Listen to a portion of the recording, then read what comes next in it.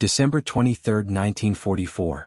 The forests of the Ardennes lay buried under snow, their branches bent and heavy, as if nature itself was exhausted by the war. For nearly a week, thick fog and relentless blizzards had sealed the sky shut, muting the world into silence. German troops dug into the hillsides had grown used to the eerie stillness, so much so that the sudden clearing of the clouds felt unnatural, almost like an omen. On a ridge near the hamlet of Villers-le-Bonneau, a squad of German scouts rotated their watch. One of them, a young corporal who once studied engineering before the war consumed him, raised his field glasses toward the horizon.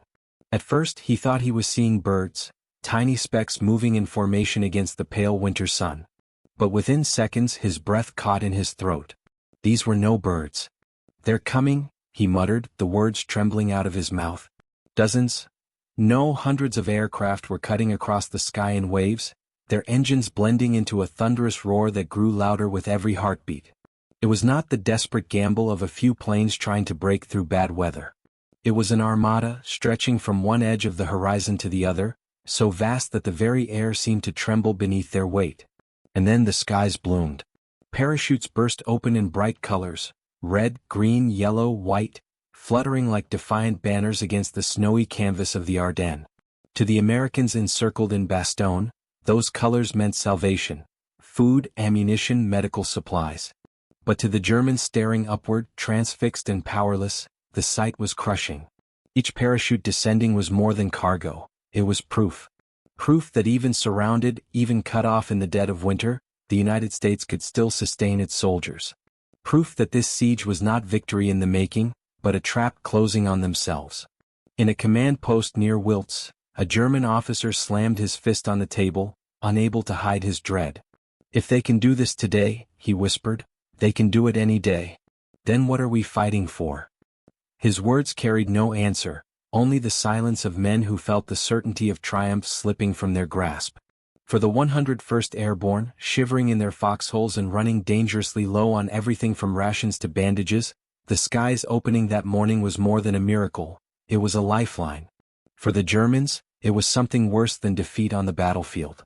It was the realization that their enemy could summon industry and logistics on a scale that no counterattack, no matter how ferocious, could break.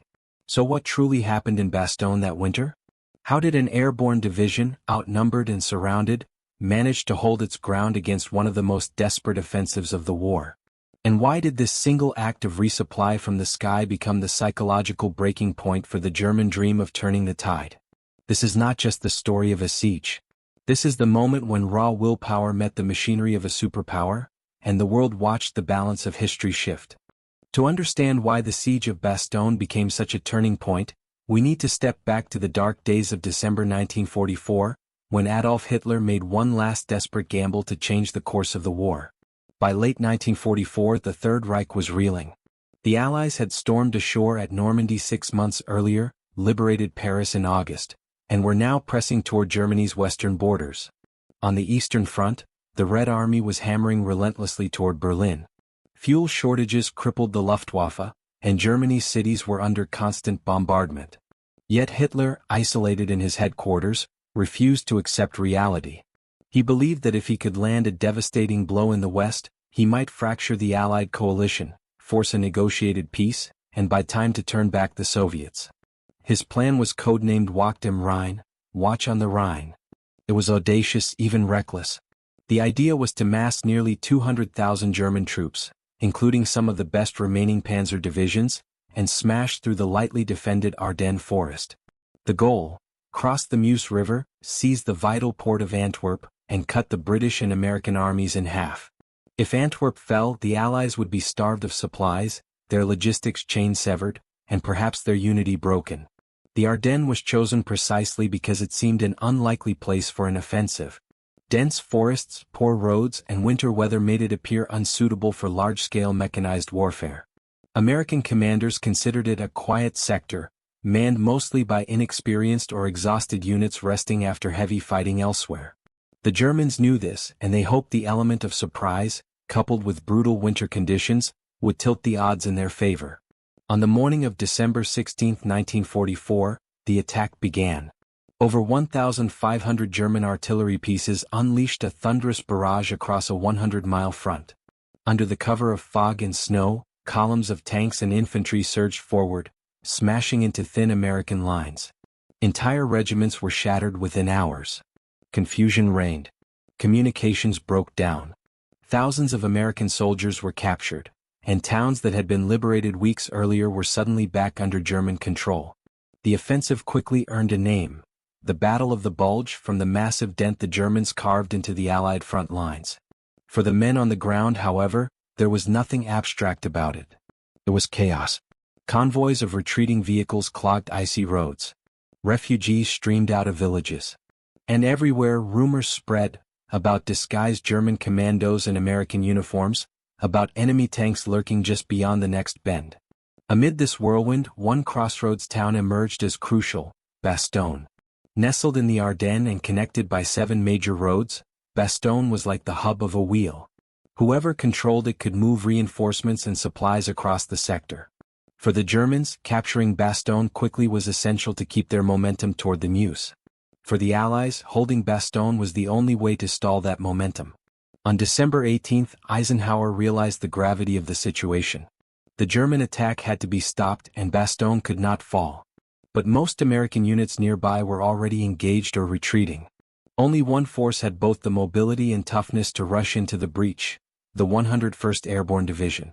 The 101st had fought ferociously in Normandy and again in Operation Market Garden. By December they were supposed to be resting in a rear area near Reims, France, re-equipping and recovering from months of brutal combat.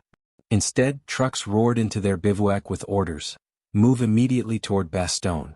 The men had little warning. Many lacked proper winter clothing, some were missing equipment, and most were exhausted. Yet within hours they were on the road, crammed into convoys of trucks and jeeps, rumbling through the night toward the sound of battle. By the evening of December 19th, the first paratroopers of the 101st were arriving in Bastogne. They didn't march in as heroes greeted by cheering crowds. They stumbled off their trucks into freezing darkness, confused, hungry, and still unsure of what awaited them. One soldier later recalled, "We didn't even know where Bastogne was on the map. They just told us, go there, dig in, and don't let the Krauts through." Over the next 48 hours, the situation tightened like a noose. German divisions surrounded the town on nearly all sides. Roads in and out were cut off. Supplies were scarce from the start, and the winter cold grew merciless. The men dug foxholes in frozen ground, their breath steaming in the night, listening to the rumble of German armor closing in. Bastogne was now a pocket, an island of resistance in a sea of enemy forces. For the Germans, trapping the 101st was an opportunity. Destroying an elite American Airborne Division would be a psychological triumph, proof that their offensive still carried momentum. For the paratroopers, it was simply survival. No one was coming to relieve them quickly. They had to hold. The siege of Bastogne had begun. But the world would soon see that this was more than a desperate defense. This was the place where America's industrial might and logistical genius would clash with Germany's fading strength. And as the skies finally cleared days later, the fate of thousands of soldiers, and perhaps the entire German offensive, would hang on what descended from above. By December 20th, the trap had closed. German forces, armored divisions, Volksgrenadiers, artillery battalions, ringed Bastogne in a tightening noose. Every road that once led to safety now ended in enemy positions. Snow had begun to fall steadily, blanketing the landscape in silence broken only by the crack of rifles or the distant thud of artillery. Bastogne had become an island under siege. Inside the pocket were about 22,000 American soldiers, the 101st Airborne elements of the 10th Armored Division, tank destroyer units, engineers, artillerymen, and scattered stragglers from retreating formations. Together they formed a patchwork garrison. On paper they faced more than twice their number, perhaps 3 times if one counted the supporting German artillery and armor. In reality, the imbalance was worse because the defenders lacked what the enemy had in abundance: food, ammunition, and fuel. The men of the 101st Airborne began to dig in on the outskirts of Bastogne. But digging was easier said than done. The Ardennes soil in December was hard as iron. Foxholes had to be hacked out with picks, shovels, even bayonets. Some paratroopers used TNT charges to blast through the frozen ground, a dangerous improvisation that sometimes cost fingers or worse. Each hole became not just a fighting position but a coffin-shaped shelter against the bitter cold. Cold? It was the enemy no bullet could kill. Nighttime temperatures plunged well below freezing. The soldiers had been rushed from France with only their standard uniforms. Few had proper winter boots or heavy coats. To keep warm, they stuffed straw into their clothes or wrapped gun-cleaning patches around their feet. Frostbite cases mounted. Fingers stiffened until they could barely squeeze triggers. Yet every dawn still found them at their posts, rifles cradled in numb hands. Food was another torment. Supply trucks had not made it through before the ring closed. Rations dwindled quickly. Some men lived on a single meal a day, canned beans, a scrap of bread, or sometimes nothing at all. Stories circulated of soldiers boiling snow with coffee grounds reused 3 or 4 times, the liquid little more than bitter water. Others scavenged from abandoned farms. A hidden potato cellar, a half-frozen chicken, a cow slaughtered for meat and divided among dozens of men. Hunger gnawed as fiercely as any enemy. The Germans, sensing weakness, pressed hard. Artillery batteries opened up daily, saturating crossroads and suspected headquarters with high-explosive shells. The crash of the infamous screaming Memise, German Nebelwerfer rockets, sent men diving for cover, ears ringing. Infantry probes struck at outlying villages, testing for gaps. Sometimes they came in strength, supported by tanks. Each time, the paratroopers held, repelling assaults with bazookas, mortars, and sheer grit. One engagement near the hamlet of Marvy on December 20 saw German armor pushed dangerously close. For a moment it looked like the line might break. But hastily deployed tank destroyers from the 705th Battalion appeared, their 76mm guns roaring, knocking out 2 Panthers at point-blank range. The paratroopers swarmed forward, cutting down the accompanying infantry. Marvy remained in American hands, though at the cost of dozens of lives. Inside Bastogne itself, the civilian population endured their own nightmare. Thousands of Belgian villagers huddled in basements as shells exploded above. Some opened their homes to the Americans, offering shelter or sharing precious food. Others fled into the countryside, risking the icy woods to escape the fighting. The town's church became a makeshift hospital, its pews filled with wounded men, its floors slick with blood. Supplies were so short that doctors sometimes operated without anesthesia, holding down screaming patients while saws bit through shattered limbs. Nurses tore sheets into bandages. Priests offered last rites in whispers as bombs shook the stained glass windows. Still, morale among the defenders did not collapse. The 101st Airborne had earned its reputation in Normandy and Holland. They were surrounded before. This was simply another test. Officers worked tirelessly to keep spirits high.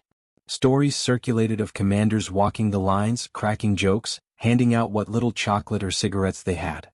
"They think they've got us trapped," one sergeant said. "They're the ones who don't know what's coming." Yet doubt lingered in quiet moments. Letters home lay unfinished. Some men admitted later that they expected to die there. The Germans were not shy about their intentions. Loudspeakers mounted near the lines blared propaganda messages. "Americans, you are surrounded. Lay down your arms and you will be treated well." Leaflets fluttered down promising safe passage if they surrendered. The paratroopers laughed or cursed, but in the silence that followed, the weight of isolation pressed heavier. On December 22, the Germans made it official.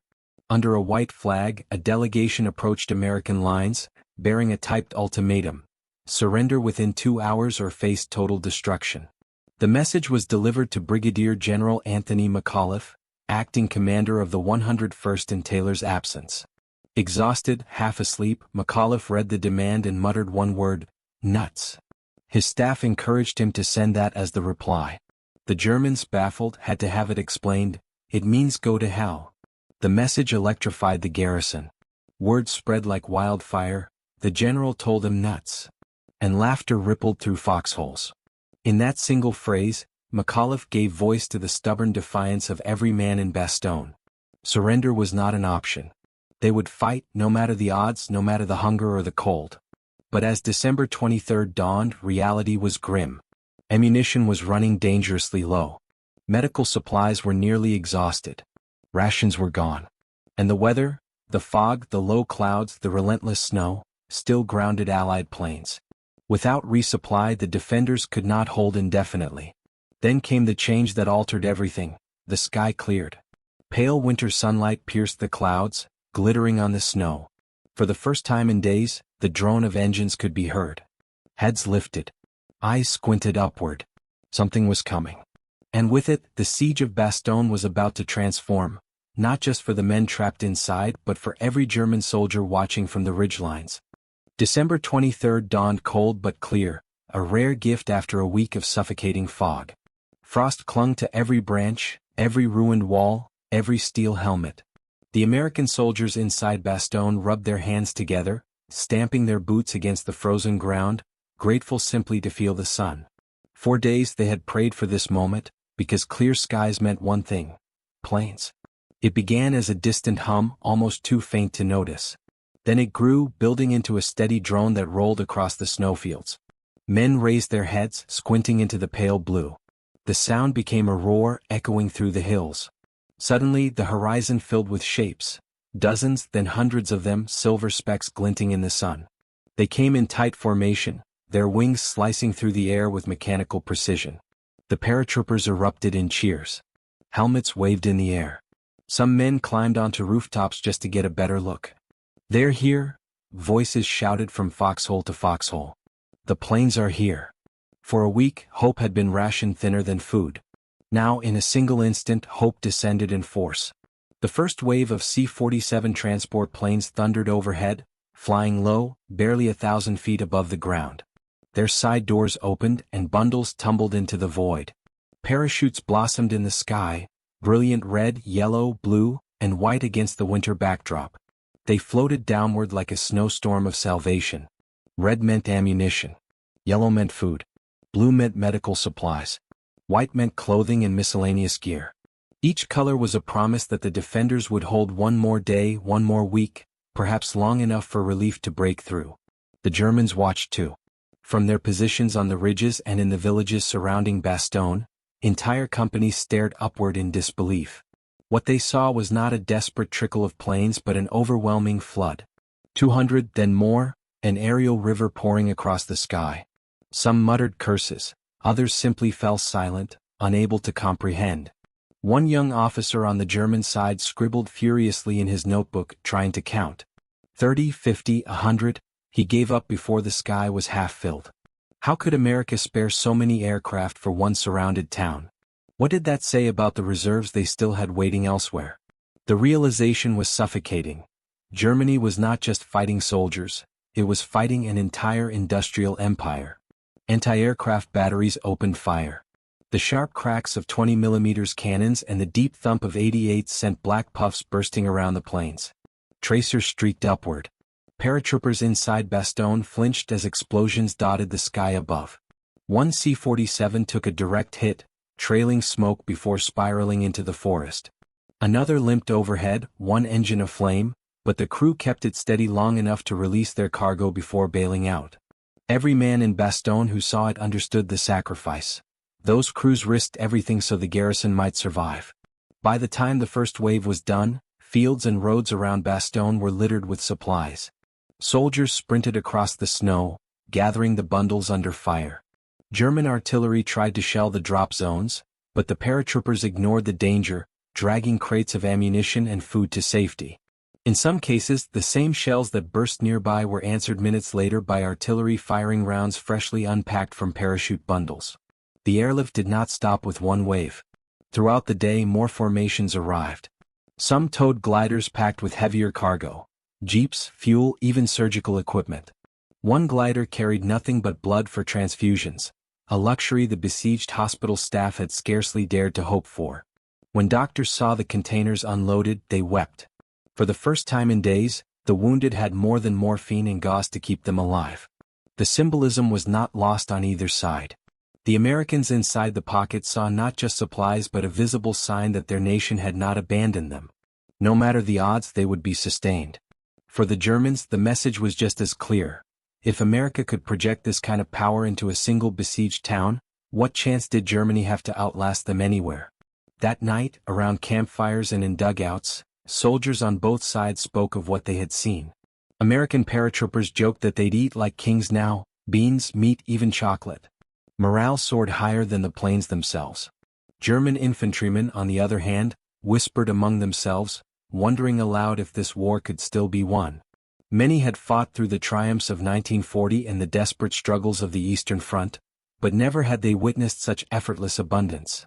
One German sergeant is remembered as saying, "We surrounded them. And yet it is we who feel trapped." The balance of the siege had shifted. Bastogne had been starving, now it was fed. Its ammunition stores had been nearly dry, now the guns could roar again. Its wounded had been dying slowly, now they had blood, bandages, and hope.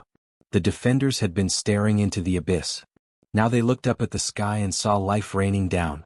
December 23rd was not the end of the siege, but it was the end of German certainty.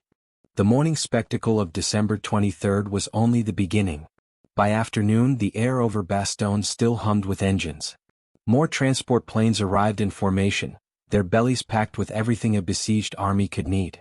Each new wave reminded the defenders that their lifeline was now unbreakable.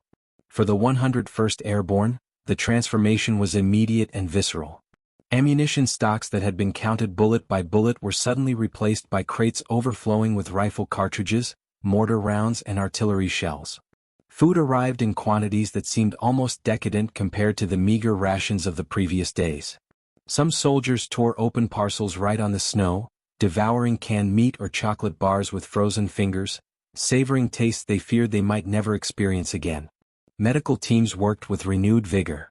Morphine syrettes appeared in fresh supply, plasma bottles gleamed under the dim light, and surgical instruments, clean, sharp, sterilized, replaced the makeshift tools of desperation. Most miraculous of all, whole units of medical staff and equipment had been flown in by glider. One Belgian civilian later recalled the sight of American nurses stepping out of a wrecked glider near Bastogne, their uniforms battered but intact, immediately tending to the wounded. It was a surreal image, compassion descending from the sky into the midst of carnage. The German artillery tried to smother the drop zones, but their barrages only underscored the futility of the moment. For every bundle destroyed, a dozen more made it through. For every plane shot down, 15 others pressed on. And the airlift had only just begun. By late afternoon, another sound joined the chorus of engines, a harsher, more menacing growl. Allied fighter-bombers had returned to the skies. P-47 Thunderbolts swooped low over the snow-covered roads, unleashing streams of .50 caliber fire into convoys. Rockets streaked down into clusters of trucks, exploding in fiery blossoms. For a week, German soldiers had moved freely under the protection of clouds. Now the reprieve was over. On the road between Sabret and Chaumont, a German supply column was caught in the open. Drivers abandoned their vehicles, diving into ditches as the thunderbolts raked the line. Horses bolted in terror, carts splintered under rocket blasts, and trucks erupted in flames. What was not destroyed was scattered, leaving the road littered with twisted steel and smoking wreckage. Survivors trudged back to their units empty-handed, their faces as gray as the winter sky. The psychological blow was devastating. Just days earlier, many Germans had felt the offensive was unstoppable. They had broken through the Ardennes once more, sent American divisions reeling, and surrounded a prize target. The thought of cutting Bastogne's garrison off and starving them into submission seemed inevitable. But now, instead of surrender, they saw the Americans replenished from above, while their own supplies dwindled on ruined roads. That night, in frozen dugouts, German infantrymen whispered to each other about the day's spectacle. Some cursed the Allied planes, others cursed their own leaders, but none could deny the truth they had witnessed. One private remarked to his comrade, "If they can do this for Bastogne, they can do it anywhere." The word spread like a rumor, eroding the confidence of men who had once believed in victory. For the Americans, the effect was the opposite. Spirits soared. Jokes and laughter returned to the lines. Soldiers toasted the resupply with cans of fruit cocktail, pretending it was champagne for an early Christmas. Artillery crews fired shells that had fallen from the sky only hours earlier, grinning as they returned the Germans' barrage with fresh fury. For the first time since the encirclement began, the defenders felt not just survival but momentum. The next day, Christmas Eve, brought snow and clouds again, grounding most aircraft. Yet the memory of the 23rd lingered like a shield. The men no longer feared starvation or total collapse. They had seen with their own eyes that America's reach extended even into a sealed pocket surrounded by enemy forces. And they knew the skies would open again. German commanders, meanwhile, faced a bitter dilemma. Every calculation of the offensive had assumed that Bastogne would collapse quickly, freeing armored divisions to press west. Instead, those divisions were bogged down, forced to hold the ring while the clock ticked against them. Hitler demanded progress. His generals watched their resources bleed away in fruitless assaults. It was more than a battlefield problem, it was a psychological fracture. The very act of surrounding Bastogne had created the conditions for Germany's own morale to collapse. By trapping the 101st, they had given the Allies the perfect stage to showcase their logistical power. Every German soldier who witnessed the parachutes fall understood that they were not just fighting an army, they were fighting an entire industrial civilization. And deep down many began to wonder, how long could they fight against such odds? December 23 did not end the siege. The lines around Bastogne remained tight, and more desperate battles loomed. But the German dream of starving the Americans into surrender had died that day. The snowfields of the Ardennes had witnessed a transformation more powerful than any single gunshot. The moment when the besiegers realized that their prey could never be starved, never be broken, and never be abandoned. Christmas Eve in Bastogne was unlike any holiday the soldiers had ever known. Snow fell steadily, coating wrecked vehicles and shallow graves in white. The town, already battered, seemed frozen in time, its streets empty but for the occasional runner darting from one building to another. Fires burned low in fireplaces and cellars where civilians and wounded soldiers huddled together, whispering prayers in the dim light of candles. For the defenders, the day began with renewed German fury. Columns of infantry, supported by tanks, surged toward the perimeter from the southeast. Their goal was simple: crack the line before the Americans could fully recover from their earlier shortages. In the village of Marvy, paratroopers of the 327th Glider Infantry fought tooth and nail against waves of German grenadiers. Mortar fire shattered buildings. A Sherman tank, hastily repaired inside Bastogne, rolled into the fight, knocking out a Panther at close range before being blasted apart by a second. The battle raged house by house. One American officer described running through a doorway and colliding headfirst with a German sergeant, both men stunned before scrambling for their weapons. The paratrooper fired first, then dove through a shattered window to rally his men. Such brutal, intimate combat defined Christmas Eve. No sweeping maneuvers, no grand offensives, just survival in the snow and smoke. By nightfall the Americans still held their ground, but the cost was staggering. Dozens lay dead in the frozen fields, their bodies stiff beneath the falling snow. The wounded filled every cellar and makeshift ward.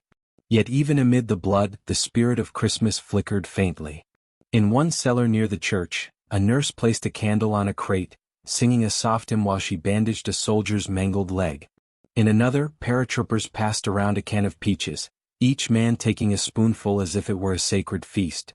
Someone produced a harmonica, and for a few minutes, music rose above the moans of the wounded. One man later wrote in his journal, "We had no tree, no gifts, no family, but we had each other. And that was enough." The Germans, too, felt the strangeness of the night. In their dugouts, soldiers muttered about home, about families waiting far away in bombed-out cities. Officers reminded them of duty, but morale was cracking. Some units reported desertions. Others admitted openly that their men no longer believed Bastogne could be taken. Christmas morning brought no respite. At dawn, German artillery opened up with a ferocity not seen since the start of the siege. Shells screamed overhead, smashing into the town center, collapsing more buildings, filling the air with choking dust. The hospital was hit again, killing both patients and medical staff. Civilians rushed to dig survivors from the rubble, their hands raw from clawing through stone and timber. Then the infantry came once more. South of Bastogne, near the hamlet of Assenois, German tanks advanced through the fog, their tracks grinding over snow and ice. The defenders met them with bazookas and artillery. One team, nearly out of rockets, waited until a Tiger loomed so close that its exhaust seared their faces before firing point blank, disabling the monster. Another group improvised with satchel charges, darting from foxhole to foxhole under machine gun fire. Despite their desperation, the Americans refused to break. The supplies dropped on December 23 had given them just enough strength to endure. Artillery batteries pounded the attackers relentlessly, their shells freshly unpacked from parachute bundles. Riflemen, emboldened, held their fire until the Germans were nearly on top of them, then unleashed volleys that shredded advancing lines. By midday the assaults had stalled, leaving the snow littered with German dead. Inside Bastogne, Christmas Day carried a strange duality. In one corner, medics worked frantically to save lives, their hands drenched in blood. In another, soldiers huddled together to share scraps of food and stories of home. Chaplains held impromptu services in cellars, their voices echoing against stone walls. One prayer, overheard by both civilians and soldiers alike, became a refrain: "Lord, let us hold until help comes." The Germans sensed that help might be near. Rumors filtered through their ranks of Patton's army driving north, smashing into their flanks. Officers tried to reassure their men that the offensive still had momentum, but doubt spread faster than any order. Each failed assault against Bastogne, each wave of parachutes descending from the sky, chipped away at the illusion of victory. For the paratroopers, Christmas was proof of their resilience. They had faced the worst, the cold, the hunger, the encirclement, and still stood. One private scrawled on a ruined wall, "Merry Christmas, Bastogne. We're still here." Those words captured the essence of the siege, stubborn defiance in the face of overwhelming odds. As night fell on December 25th, the snow glowed faintly under a pale moon.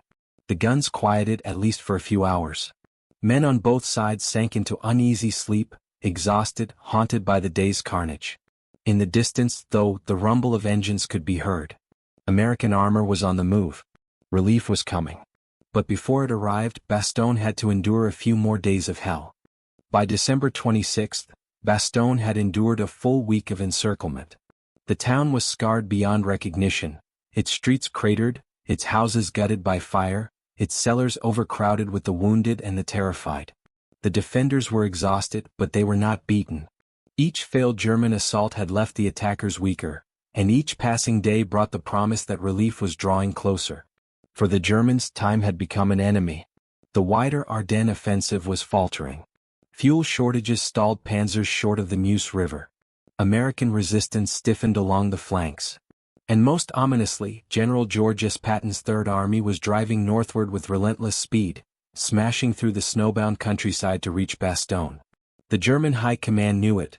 If the pocket did not collapse soon, the entire operation risked unraveling. On the morning of December 26th, the Germans threw one more hammer blow against the southern perimeter. Tanks and infantry surged toward the hamlet of Assenois, less than 4 miles from the heart of Bastogne. Their goal was to widen a breach, pour into the town, and finish the defenders before Patton arrived. The assault was ferocious. Tigers rumbled forward, their 88mm guns blasting American positions. Infantry followed, shouting, firing, hurling grenades into foxholes. The paratroopers responded with everything they had: bazookas, mortars, artillery shells that seemed to materialize just in time from the airlift. Smoke and fire mingled with the falling snow. For hours the outcome hung in the balance. Then, in the distance, another sound rose above the din, the rumble of engines, not German this time, but unmistakably American. Shermans from the 4th Armored Division, spearheading Patton's advance, pushed through the woods toward Bastogne.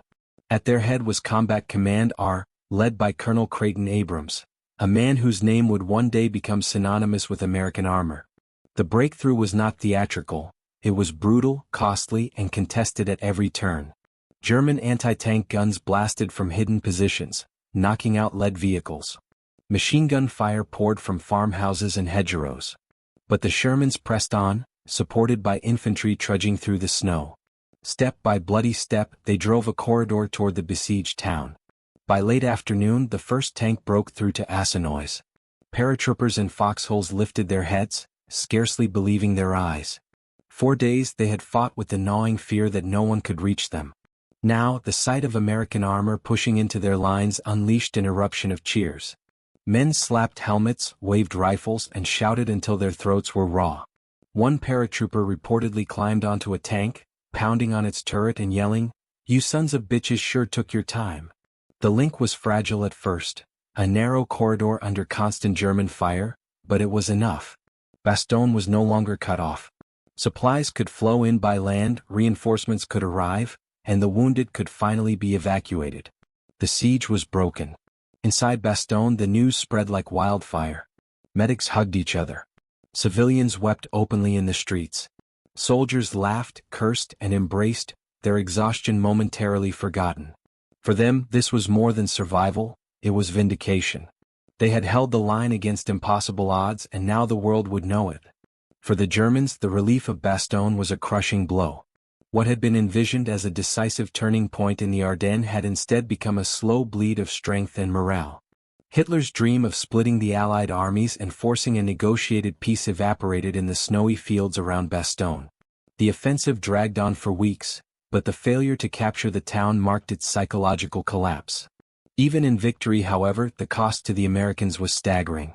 Hundreds had been killed, thousands wounded, and the survivors carried scars, physical and mental, that would last a lifetime. Yet the defense of Bastogne became one of the defining legends of the war, proof that grit, endurance, and sheer stubbornness could alter the course of history. On the evening of December 26, as the first convoys rolled into the battered town, a paratrooper scrawled a message on a ruined wall. "Welcome, Third Army. Bastogne still belongs to us." It was not bravado. It was the truth. The siege of Bastogne ended not with a single dramatic explosion but with the steady grind of inevitability. Once Patton's tanks reached the town on December 26, the Germans had lost their last, best chance to fracture the Allied front. From that moment forward, the Ardennes offensive became a retreat disguised as resistance. For the men of the 101st Airborne, however, the relief of Bastogne was only the beginning of a deeper realization. They had not merely survived, they had shaped the fate of the entire campaign. Without Bastogne, the German panzers might have driven unchecked to the Meuse River, perhaps even Antwerp. Without Bastogne, the Allies could have been split, their momentum shattered, the war dragged on for months more. Instead, the Screaming Eagles and their fellow defenders had stood firm, and in doing so, they had derailed Hitler's last gamble. Yet to those who lived it, the story was not about grand strategy. It was about nights spent shivering in foxholes, rifles frozen, bellies empty. It was about the scream of artillery shells overhead, the desperate dash for cover, the eerie silence that followed. It was about comrades who fell beside them and the grim determination to hold the line because there was no alternative. In the weeks after the siege, Bastogne remained a battlefield. German forces continued to strike at the perimeter, but their strength was fading. Reinforcements flowed into the town, fresh supplies piled high where days earlier men had been rationing crumbs. The contrast was staggering, proof of what logistics and control of the skies could achieve. Where the Germans saw dwindling fuel barrels and empty wagons, the Americans saw trucks, convoys, and aircraft that never seemed to stop coming. The statistics alone told a story of imbalance. During the siege, over 1,100 tons of supplies had been delivered from the air: food, ammunition, medicine, fuel, even winter clothing. German records, by contrast, admitted to dwindling rations, collapsing morale, and a complete inability to match the Allied logistical juggernaut. One Wehrmacht officer later remarked bitterly that Bastogne was the moment he realized Germany was not fighting a conventional enemy, but an industrial empire. But beyond numbers, there was the intangible effect of Bastogne, the transformation of perception. For the Americans, it was proof that they could endure anything. For the Germans, it was a signal that their era of domination had ended. The sight of those skies filled with American aircraft on December 23 became etched in memory as the turning of the tide. Soldiers who once spoke of victory began to whisper only of survival. And what of the people of Bastogne? Their town lay in ruins, but their spirit endured. Families who had sheltered in cellars emerged to find their homes shattered. Yet they also found hope in the fact that the enemy had been pushed back. Many would later recall the paratroopers as not just defenders but as brothers, sharing their rations, protecting their children, fighting and dying in their streets. For Bastogne's civilians, the name of the 101st Airborne became synonymous with salvation. In the broader war, the failure of the Ardennes offensive was catastrophic for Germany. The reserves poured into the battle, elite SS divisions, scarce tanks, precious fuel, were losses that could never be replaced. When the snow finally melted, it was the Allies who surged forward, crossing the Rhine, driving into the heart of the Reich. Bastogne had been the fulcrum, and when the Germans failed to seize it, the balance tipped forever against them. The legacy of Bastogne endured long after the last shot was fired. Military historians would point to it as the death of the old concept of siege warfare. Once, to surround an enemy was to strangle him. At Bastogne, the Americans proved that the sky itself could serve as a lifeline, turning what should have been a hopeless pocket into a fortress that could hold indefinitely. From that moment, no commander could ignore the power of air supply. But perhaps the truest legacy was personal. Veterans of Bastogne carried the memory for the rest of their lives. They spoke of the snow, the hunger, the terror, and the unbreakable bond forged in that frozen crucible. Some could never forget the sight of comrades lost, others the sound of tank engines rumbling through the mist on the day relief finally came. Many would return decades later, standing among the rebuilt streets of Bastogne, touching the memorials, and remembering what had been won and what had been lost. And what of the Germans who had watched it all unfold? Some were captured, some retreated, some perished in the snow. Those who survived often admitted years later that the resupply of Bastogne broke something inside them. They could fight soldiers, they could outmaneuver battalions. But how could they fight a nation that could summon hundreds of planes on a clear December morning, each one a vessel of food, ammunition, and hope? The war dragged on for 5 more months, but for many, the outcome had already been decided in those skies over Bastogne. The 101st Airborne did not surrender because they did not need to. They held because their country refused to let them fall. So when we remember Bastogne, we must remember not only the tactics, the tanks, the paratroopers, and the panzers. We must remember what it revealed, that victory in modern war belongs not only to courage, but to the machinery of supply, the mastery of the skies, and the will of a nation to endure. On a frozen battlefield in Belgium, under parachutes of red, blue, yellow, and white, the truth of the Second World War was written. And every man who looked up that morning, friend or foe, understood it. The 101st Airborne would never surrender. Because America would never allow them to.